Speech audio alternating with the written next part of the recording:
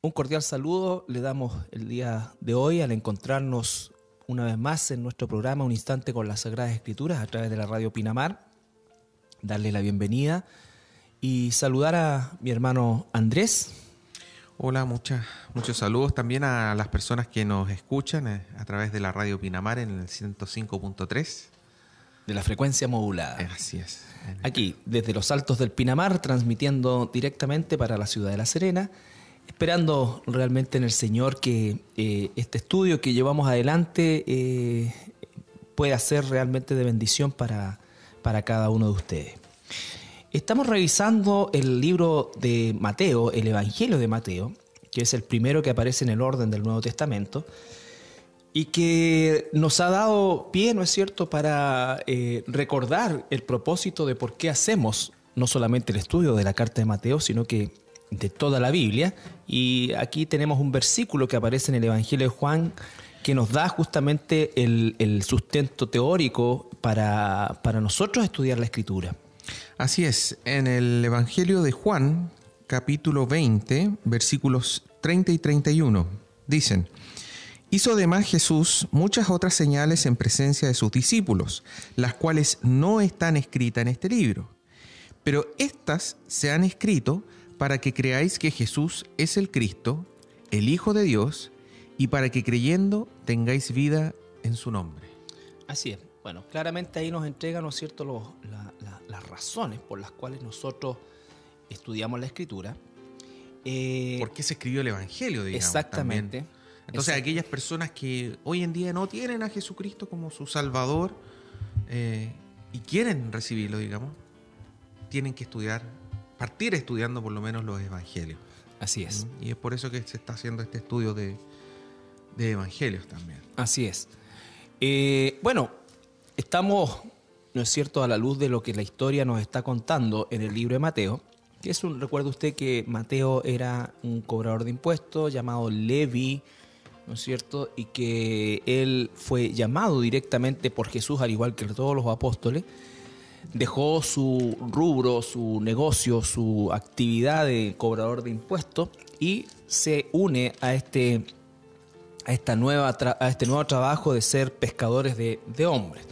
Mateo nos cuenta a partir del capítulo 2, versículo 13, después de haber visto el programa anterior, la visita de estos sabios de Oriente, va a hablar de un evento que es trágico, es terrible, ¿no es cierto?, y está también profetizado que iba a suceder, y que corresponde a la matanza, el asesinato de no sabemos cuántos niños, pero sí de muchos niños, en una de las ciudades de Galilea, allá en la tierra de Israel.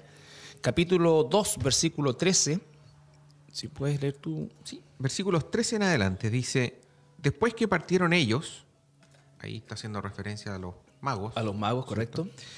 He aquí un ángel del Señor apareció en sueños a José y dijo: Levántate y toma al niño y a su madre, y huye a Egipto, y permanece allá hasta que yo te diga.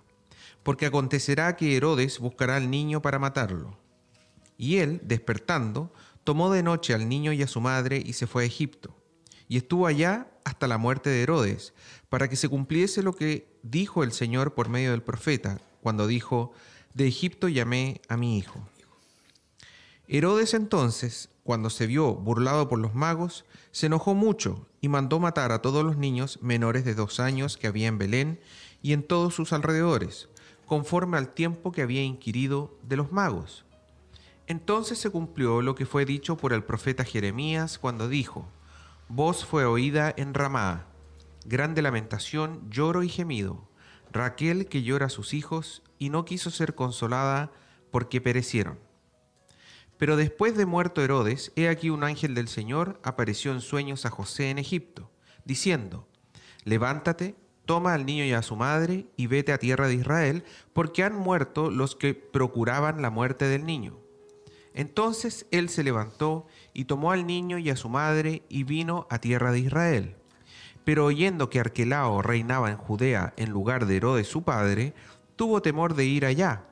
Pero avisado por revelación en sueños, se fue a la región de Galilea, y vino y habitó en la ciudad que se llama Nazaret, para que se cumpliese lo que fue dicho por los profetas: que habría de ser llamado Nazareno. Bueno, esta es una historia real en primer lugar y es una historia trágica desde el punto de vista de lo que grafica la maldad de este rey Herodes, ¿no es cierto? Quien cuando sabe de la visita o se ve frente a la visita de los sabios de Oriente, quienes vienen a adorar al rey de Israel, por supuesto que para él significó un atentado a su poder y de manera encubierta, ¿no es cierto?, le pide que cuando vean a Jesús o al rey de Israel, también le hagan saber para que él vaya a adorarle. Obviamente no tenía ninguna intención de adorar a Jesús, sino que lo que quería era eliminar a Jesús. No nos olvidemos que la historia del reinado de Herodes, o de los Herodes, hay varios, ¿no es cierto?, al igual que varios reinados de la casa de Israel, están marcados por asesinatos, por crímenes, por traiciones, por envidias, por celos, en fin. Hay todos los ingredientes que usted pudiera imaginar torcidos, ¿no es cierto?, se encuentran presentes en este tipo de dinastías. Y la de Herodes, por supuesto, fue una de las más terribles y de las más cuestionables desde el punto de vista de la moral. Obviamente los reyes magos o los magos, ¿no es cierto?, en realidad no eran reyes, es una invención, no van y son advertidos que no vuelvan donde Herodes, se van por otro lado y Herodes se siente burlado y lleno de ira. ¿Qué es lo que hace? ¿No es cierto? Una solución terrible, manda para asegurarse a matar, asesinar a todos los niños menores de 2 años. Usted se puede imaginar lo que eso significa, que entre e irrumpa un ejército de soldados donde usted vive o en una localidad y tome a todos los bebés de pecho y a los niños que recién están empezando a caminar y los pasen por el filo de la espada. Es una situación espantosa. Y esto estaba profetizado en el libro de Jeremías, que sucedería, Jeremías 31:15, ¿no es cierto? Dice, profetiza esto y habla, ¿no es cierto?, de Ramá, que es una región de Belén, ¿ya? Después se pasó a llamar Ramala y ahí, ¿no es cierto?, es donde ocurre esta matanza porque se suponía que en ese lugar se encontraba Jesús. Ahora, José, el padre de Jesús, el padre terrenal de Jesús, es advertido por un ángel en su sueño y toma a María y a Jesús y se van a Egipto por un periodo de tiempo. Por lo tanto, cuando llegan a concretar la terrible orden, ¿no es cierto?, ya Jesús no se encontraba ahí. Sin embargo, dice, Raquel llora por sus hijos. Se grafica en Raquel, el nombre Raquel, que es la madre o la esposa de Jacob, patriarca de Israel y la madre de Israel. Por lo tanto, lo que está diciendo es que los hijos de Israel fueron asesinados y no quisieron ser consoladas. Raquel representando a todas las madres de Israel que vieron cómo sus hijos eran cruelmente asesinados en esta locura persecutoria que el rey Herodes lleva adelante. Sí, ahí hay un detallito en el versículo 16, donde dice, bueno, para empezar, que no solamente mataron a los niños que habían en Belén, sino que dice en Belén y en sus alrededores. Sí. Belén queda bastante cerca de Jerusalén. Sí. Así que no deben haber sido pocas ciudades que estaban alrededor, deben haber habido varias ciudades cercanas, digamos. Pero lo que es interesante es que después dice, conforme al tiempo que había inquirido de los magos.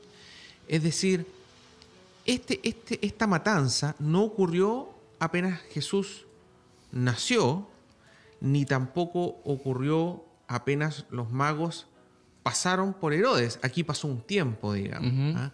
Pero el hecho de que diga que son de 2 años hacia abajo significa que desde que llegaron los magos, digamos, ya habían pasado alrededor de 1 año y medio, quizás hasta 2 años. Claro. Jesús, ¿cierto?, dice que fue encontrado en una casa ya no estaba en un establo. Entonces, exacto. Eso es un tema que vimos la semana pasada, pero que también es bueno destacar aquí, que no se imaginen que viajó a Egipto un Jesús recién nacido o de pocos meses. Ya Probablemente ya estaba caminando, empezando a consolidar su marcha.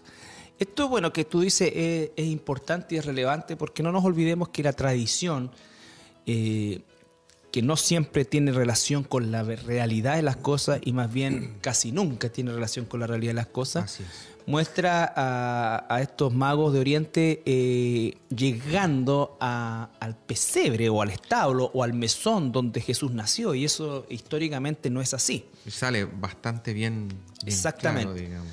Exactamente. Y entonces tenemos, ¿no es cierto?, que ahí ya hay una diferencia tremenda entre la tradición y lo que es efectivamente la realidad histórica del nacimiento de Jesús. Por eso es tan importante siempre volver a la Escritura y leer los evangelios en particular, porque hay tantas religiones que se dicen ser cristianas o religiones que dicen que se basan en la Biblia. Muchas veces son excluyentes y dicen somos los únicos que somos realmente cristianos y los otros no, etc. ¿Cómo uno puede saber cuál es la religión correcta, por así decir? Y la única forma es de que toda la doctrina de esa fe, de esa religión, cumpla con toda la doctrina que aparece en la Biblia. Entonces, la única forma para que yo sepa realmente si donde voy, donde estoy yendo, donde estoy adorando, por así decir, es correcto o no, es que tengo que manejar las Escrituras. Y si donde voy tiene puntos de conflicto entre lo que están enseñando y lo que dice la Biblia, no una, sino varias veces, porque la Biblia repite la doctrina, digamos, claramente es una señal para que yo me salga de ese lugar. Así es. Ese es el propósito de este programa, poder traer un rayito de luz de la Escritura a la vida de nuestros auditores, de manera tal que, como decía nuestro hermano Andrés, puedan tener esa cuota de discernimiento escritural necesaria, sobre todo en nuestros tiempos de tanto sincretismo que vivimos, y donde todo parece, ¿no es cierto?, estar permitido y donde todo aparentemente tiene un buen propósito.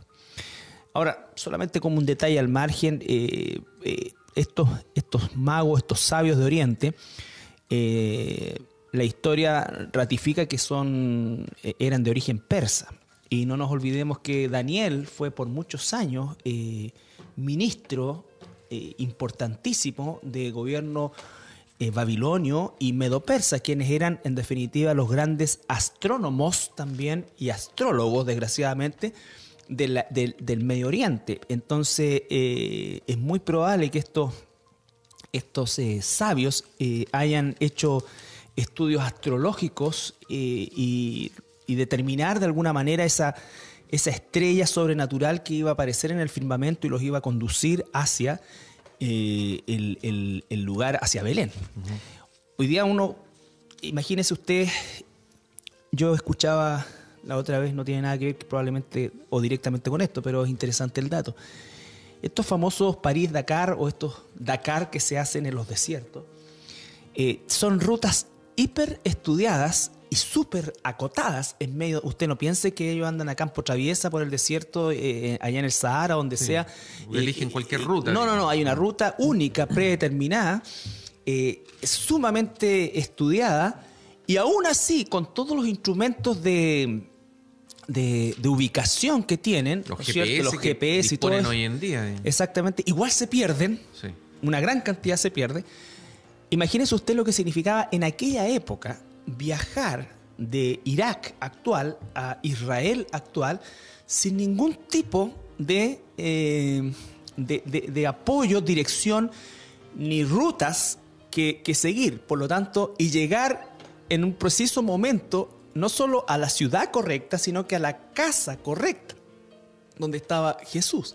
Entonces, eso habla de la sobrenaturalidad de este evento, entre comillas, astronómico de la estrella que los guía hasta la casa de Jesús. Bueno, volviendo al tema de la matanza, esta matanza, ¿no es cierto?, cumple una profecía que Jeremías profetiza siglos antes, ¿no es cierto?, acerca de lo que iba a ocurrir en este desenfreno satánico por eliminar la vida de nuestro Salvador Jesucristo. Vamos a ir a una pausa musical y al regreso continuamos con esta historia.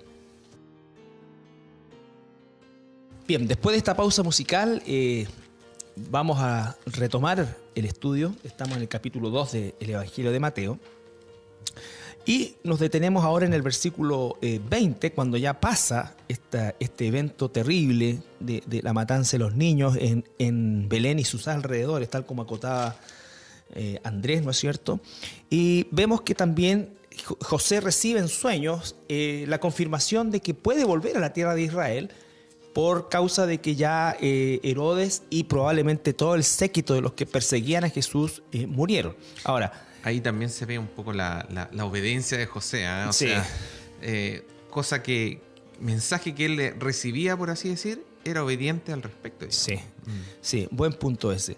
Ahora, haciendo alusión al tema de que han muerto los que te perseguían, o que perseguían al niño en términos plurales, no nos olvidemos que esto hace referencia principalmente a que las cortes, así como se obtenía el poder de manera tan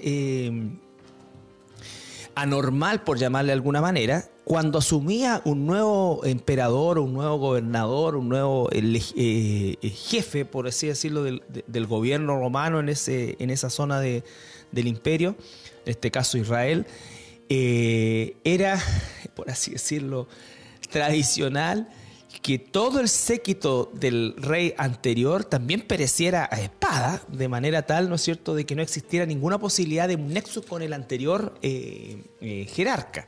Esto era terrible, o sea, quien asumía el liderazgo, ¿no es cierto?, de alguna manera, o el trono, ¿no es cierto?, de alguna manera implicaba la eliminación de todos los anteriores. De hecho, uno de los registros que hay de uno de los reyes de uno de estos Herodes era que mandó encarcelar a mucha gente con poder muy famosa en el área, cuando ya vio que su tiempo era próximo a morir. De tal manera que cuando él muriera, mataran a todas esas personas que estaban encarceladas y así todos lloraran por la muerte de este Herodes. Es terrible. Es terrible. Sí. Bueno, de ahí José toma otra vez al niño y vuelve a Israel, pero no se establece en Belén, ¿no es cierto? Porque existía uno de los hijos de Herodes que estaba gobernando Arquelao y que obviamente existía la posibilidad de que retomara la persecución de su padre. Así que se establece en la zona de Nazaret en Galilea, en la Alta Galilea que se le llama, ¿no es cierto? Y Nazaret tiene una característica hasta el día de hoy. Nazaret es una zona muy pobre, muy insignificante y muy poco productiva desde el punto de vista agrícola o de otro aspecto. La verdad que era una zona bastante despreciada en el tiempo de Jesús y en nuestros días también. Nazaret es una de las zonas más atrasadas dentro de Israel. Hoy día está en manos árabes, ¿no es cierto? Pero mantiene características muy antiguas y de hecho es una zona donde se asientan mayoritariamente todos los beduinos, ¿no es cierto? Porque realmente no existe, por así decir, el avance que existe también en otras ciudades del mismo Israel. Así que Nazaret es una zona, por así decir, de muy, muy bajo perfil, donde sabiamente, guiado sin duda alguna por el Espíritu Santo y por supuesto para cumplir la profecía que se iba a llamar Nazareno también a Jesús, se establece en ese lugar que era un lugar que el mismo Natanael declara, ¿no es cierto?, que si es que podía salir algo bueno de Nazaret, porque era el pensamiento común y popular que era una zona muy, muy de baja estima. Sí, hay algunos judíos que de hecho una de las cosas que cuando dudan de Jesucristo, dudan de su origen, que haya estado en Nazaret, digamos, que le hayan nombrado Nazaret.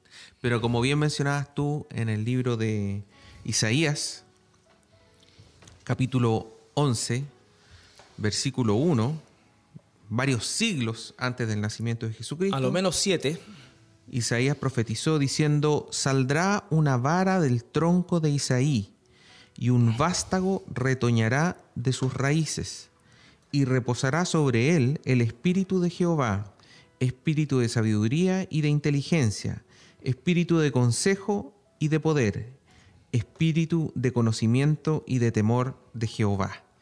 ¿Cierto? Entonces ahí esa palabra vástago que aparece ahí, en realidad es un término agrícola que es netze, y que de ahí viene Nazaret, netze, de vástago, porque justamente la ciudad de Nazaret se habría formado al regresar del cautiverio en Babilonia aquellos que venían de la casa de David, aquellos que provenían de la casa de David, se instalaron en esa ciudad y como venían, eran un retoño, por así decir, le pusieron por nombre Nazaret.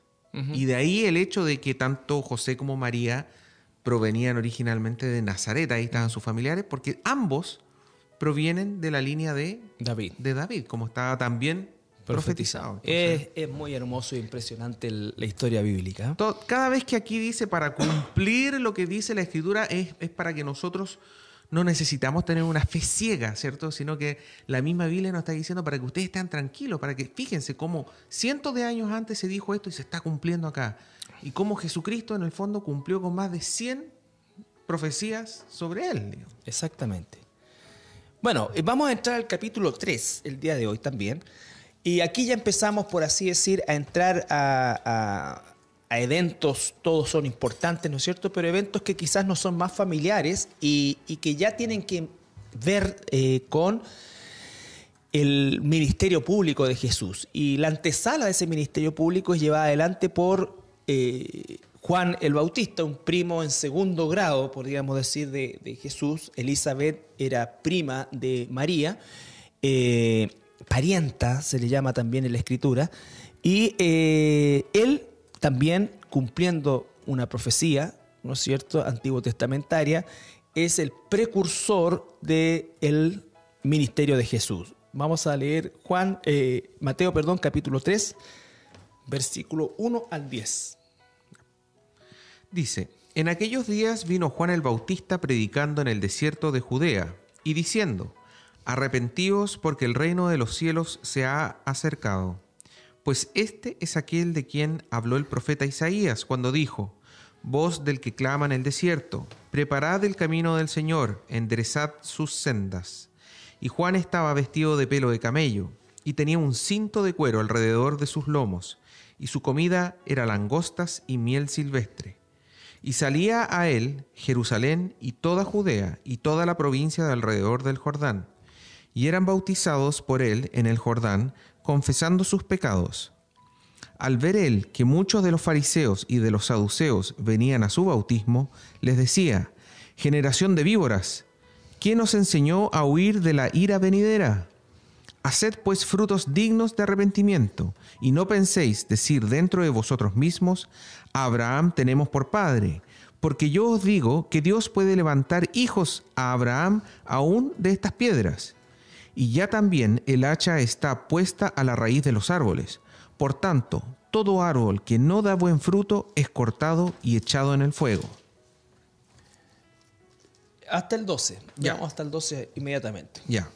Versículos 11 y 12. Entonces dicen: Yo a la verdad os bautizo en agua para arrepentimiento, pero el que viene tras mí, cuyo calzado yo no soy digno de llevar, es más poderoso que yo. Él os bautizará en Espíritu Santo y fuego. Su aventador está en su mano y limpiará su era, y recogerá su trigo en el granero, y quemará la paja en fuego que nunca se apagará. Bueno, aquí tenemos ya la aparición de un personaje realmente importante en la Escritura. Juan el Bautista. Aquí nosotros estamos leyendo el Evangelio. El Evangelio es la buena nueva. Uh-huh. En lo que acabamos de leer, ya podemos leer el Evangelio completo, de principio a final. ¿Qué es lo que va a pasar? ¿Por qué se está haciendo? ¿Qué es lo que nosotros debemos hacer? ¿Qué es lo que va a ocurrir al final de los tiempos? O sea, realmente esto es un resumen en estos 12 versículos. En estos 12 versículos está prácticamente todo el Evangelio resumido. Así es. Bueno, tenemos a Juan el Bautista, que como dijimos era primo en segundo grado de Jesús, 6 meses mayor que Jesús, y él comienza este ministerio también 6 meses antes de que Jesús haga su aparición pública. Sus características eran bastante peculiares. Un hombre que tenía un voto denominado nazareo, ¿no es cierto? Y tenía un tipo de alimentación totalmente silvestre. Y por supuesto también su forma de vestir y su forma de relacionarse eran bastante atípicas a lo que en aquel entonces y quizás hasta el día de hoy también nosotros concebiríamos como un precursor de Jesús. O sea, estamos viendo cómo Jesús, Dios mismo, ¿no es cierto?, hace un trabajo que nos sorprende porque probablemente ninguno de nosotros hubiésemos elegido a Juan como jefe de campaña, por decirlo de alguna manera. O sea, sus características eran realmente toscas en muchos sentidos. Toscas. Cuando yo quería comentar de que por lo menos la primera vez que yo leí esto y leí que Juan el Bautista comía miel silvestre y langostas, yo decía, ¿langosta? En realidad se refiere a saltamontes, como nosotros los conocemos. Sí. O sea, su alimentación era básicamente lo que había en la tierra. O sea, él vivía No tenía morada fija tampoco. No se sabe exactamente cómo era su Pero nosotros probablemente si lo hubiéramos visto, era una persona que... Un ermitaño. Un ermitaño que vivía de manera muy minimalista, digamos. O sea, desde el punto de vista de los religiosos de la época, que eran los fariseos, este señor cumplía con absolutamente todo, porque tenía una dieta pero muy, muy rígida, no se dejaba llevar por ninguna vanidad del mundo, por así decir, ¿cierto? Se vestía con lo mínimo y sin embargo vemos en estos textos como él va hablando de la palabra del Señor y a mí me llama en particular la atención lo primero que dice, pastor. Lo primero que dice es el Evangelio resumido en una sola palabra, digamos. Arrepentidos. Exactamente. Esa palabra en griego tiene un significado más profundo, ¿cierto? Así es. Metanoia, que quiere decir no solamente que uno se duela con algo que yo hice y que está mal, digamos, sino que yo debo cambiar de dirección. Es decir, yo iba en una dirección, ya sea, no sé, robando, engañando, mintiendo, no diciendo toda la verdad, y lo que me está diciendo ahí es cambia completamente de dirección.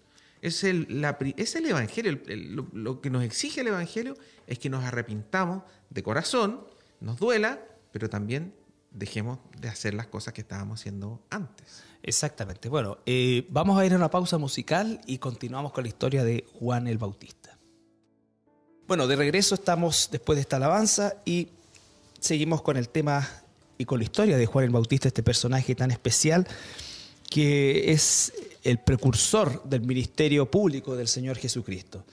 Dice claramente, ¿no es cierto?, que la gente salía a él, es decir, a pesar de su aspecto, de su forma de vida tan peculiar, tan poco atractiva, pudiésemos decir nosotros, no solamente para esa época, sino para nuestra época también, este hombre concitaba la atención de multitudes. Dice que multitudes iban a él, ¿no es cierto?, y él les hablaba del arrepentimiento y los bautizaba en este arrepentimiento de pecado, la gente reconociendo su condición y su necesidad de salvación. Es la fase previa, por así decir, al arrepentimiento total que iba a venir en la persona de nuestro Señor Jesucristo.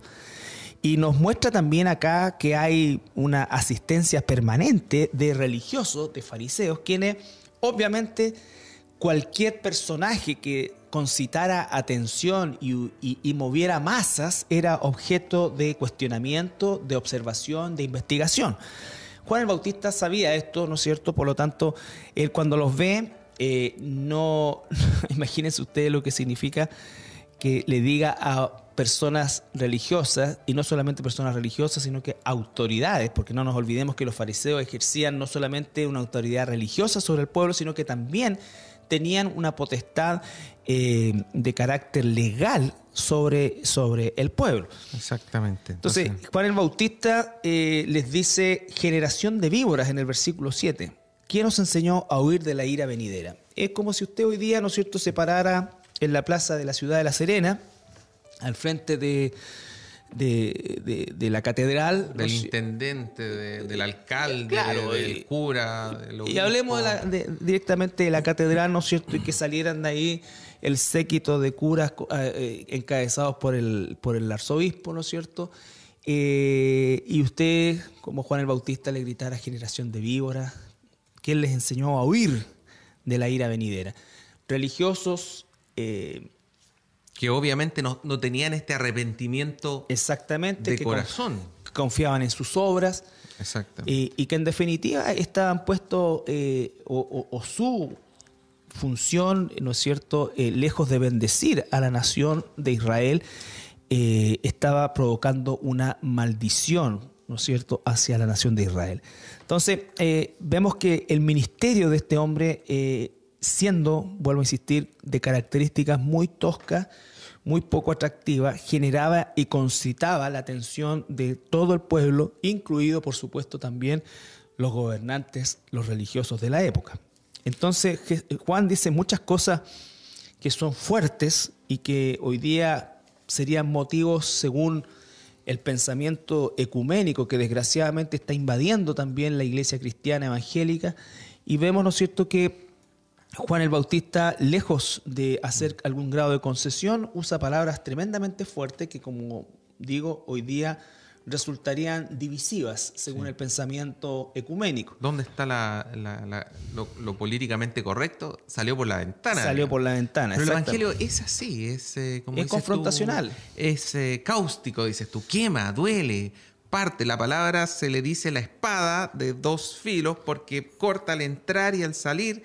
Dice la Escritura que nos penetra los huesos hasta el tuétano, hasta el centro del hueso. Exacto. Y nos parte, nos médula, nos muestra quiénes somos. Exacto. Por eso tan importante el llamado de lo primero que dice, arrepentidos. Esa es la Escritura completa. Cuando hicimos el estudio del Génesis el año pasado, vimos que una de las cosas que hace Dios después que pecó Adán y Eva, llama a Adán y le dice, ¿dónde estás? Y Dios sabía dónde estaba Adán. Sin embargo, le pregunta, ¿dónde estás? Y después le pregunta, ¿comiste del árbol que yo te dije que no comieras? Le da la oportunidad, por así decir, de confesar. El Señor siempre lo que quiere, lo que busca, lo que nos llama es a que confesemos, a que nos arrepintamos de aquellos hechos en los cuales le hemos fallado, hemos pecado. Pero lo primero que quiere el Señor es eso, arrepentirse, confesar nuestros pecados y arrepentirnos. Confesarlo ya sea abiertamente o directamente a Dios. Exacto. No es la confesión católica romana donde usted supuestamente recibe el perdón y paga su culpa con rezos o velas o cualquier otra cosa que es absolutamente herético y no viene de Dios. Lo que está hablando es justamente de este cambio de mentalidad que solamente puede hacer el Espíritu Santo, porque el arrepentimiento es una obra del Espíritu Santo. Solamente nosotros, por el toque y la llegada del Espíritu Santo a nuestra vida, nos da ese arrepentimiento y ese cambio de manera de pensar que se va a traducir en un cambio de manera de vivir y que va a generar como consecuencia, resultado o fruto el conocimiento real de quién es Dios. Entonces, Juan el Bautista hace estas declaraciones, confronta la falsedad religiosa de su época, nos habla del arrepentimiento y, tal como decía Andrés, es la base del evangelio que se ha dejado, desgraciadamente, de predicar en gran parte de nuestro mundo, entre comillas, cristiano. Hoy día se privilegia, ¿no es cierto?, no el evangelio verdadero, sino que justamente el evangelio del acomodo, donde no queremos de alguna manera generar un efecto negativo en las personas, sino que queremos que las personas se sientan bien. Y probablemente el milagro más grande que el Espíritu Santo hace en nosotros es el darnos a entender y a conocer nuestra real condición, que nos sintamos inmensamente mal, pero a la vez inmensamente agradecidos porque esa condición es cubierta por la sangre de nuestro Señor Jesucristo. Por eso dice en el versículo 11 y 12 del capítulo 3, Juan confiesa que él está bautizando con agua para arrepentimiento, pero el que viene detrás de él, que es por supuesto el Señor Jesucristo, dice que es más poderoso y él va a bautizar con el Espíritu Santo y fuego. Sí, ahí también vemos un poquitito antes que todas estas autoridades religiosas, ¿cierto? Pensaban dentro de sí, porque por lo menos Juan les dice, no vayan a pensar ustedes dentro de ustedes mismos, a Abraham tenemos por padre. Es decir, de repente, hoy en día nosotros pensamos esos que orgullos tenemos de tradiciones. Exactamente. Aquí ellos decían, mira, nuestros antepasados, nosotros venimos de Abraham, perdónenme, no nos está hablando cualquiera, ¿cómo nos dice generación de víboras? Pero eso llevado hoy en día, son tantos orgullos que tenemos nosotros. Oye, perdóname, yo vengo de tal familia, o yo vengo de tal lugar. Yo estudié en colegio de cura, yo estudié aquí, o nadie me dio nada y yo me esforcé y yo logré Exactamente. surgir, y una serie de orgullos y cosas que nos dicen, bueno, en realidad yo no soy tan malo, que es algo que muchas veces aparece en personas que no conocen a Dios y no conocen la Escritura. Y la Escritura, cuando te muestra sus 10 mandamientos en el Antiguo Testamento, y uno los empieza a estudiar y uno se da cuenta que yo no puedo cumplirlos y nadie los ha cumplido excepto Jesús, ahí recién uno empieza a entender, en realidad todas esas cosas no me sirven Para nada. de nada, absolutamente para nada. El versículo 10 también es un versículo bastante fuerte, bastante confrontacional, porque dice, y ya también el hacha está puesta a la raíz de los árboles. Por tanto, todo árbol que no da buen fruto es cortado y echado en el fuego. Está diciendo que aquí está hablando del juicio. El juicio de Dios está cerca, ¿cierto? Y este juicio de Dios va a cortar todo fruto, todo árbol que no está dando fruto, dice, y lo va a echar en el fuego. El versículo 2 más encima le agrega y dice, quemará la paja en el fuego que nunca se apagará. Está hablando justamente del lago de fuego, el infierno. El también. infierno, cosa que también hoy en día está de moda negar y decir que el infierno no Exactamente. existe, digamos. Sí, eso del hacha puesta a la raíz habla de que ya de antemano hay un juicio sobre este mundo y sobre las personas, y que solamente se va a ejecutar en el tiempo que Dios ha determinado, pero ya el hacha está puesta. Ya el hacha está puesta, Está no preparada. se va a colocar, ya está puesta. Exactamente. Por eso hay que aprovechar el tiempo en el fondo. Exactamente, porque los días, como dice la Escritura, también son malos. Bien, estamos ya llegando al final de nuestro programa el día de hoy y queremos solamente recordarles la dirección de nuestra iglesia y también nuestra dirección electrónica. Si Andrés puede, por favor. Sí, la página web es www.iglesiacristianalaserena.cl y el correo es contacto@iglesiacristianalaserena.cl. Así es que, bueno, cualquier duda, ¿no es cierto?, cualquier comentario que usted quiera hacernos, puede dirigirse a este correo electrónico, y le invitamos a nuestros servicios el día domingo a las 11:30 horas aquí en Francisco Aristía 2806. Que el Señor le bendiga, que nos volvamos a encontrar en el próximo programa, Un Instante con la Sagrada Escritura. Muchas bendiciones a todas las personas.